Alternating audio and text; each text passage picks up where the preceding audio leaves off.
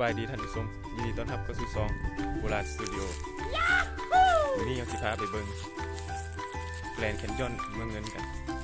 หรือว่าดินเกลือนนั่นเองชมกันเลย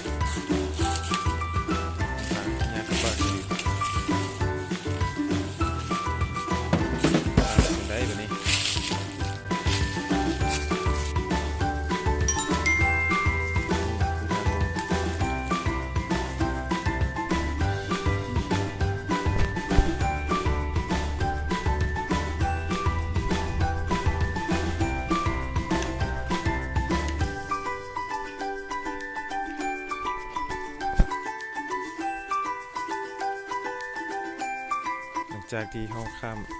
สายน้ำเงินมาเรียบร้อยแล้วจะออกเดินทางกันต่อ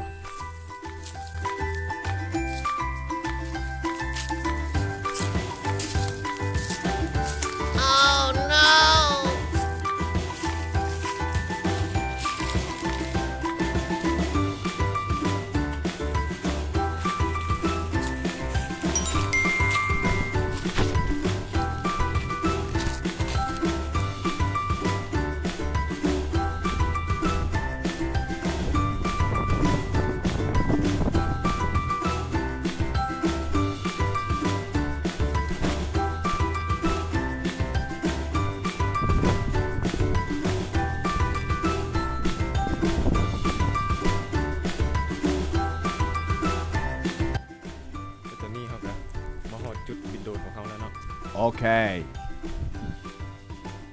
เราจะบินขึ้นไปข้ามฟูตรงนั้นไปเดี๋ยวนี้ก็คือไกด์นำทางของเขา no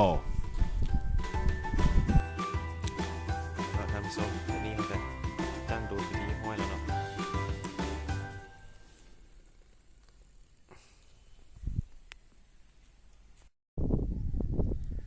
ท่านผู้ชมตอนนี้เขาก็ติดตั้งโดรนไปเรียบร้อยแล้วเนาะไปชมกันเลย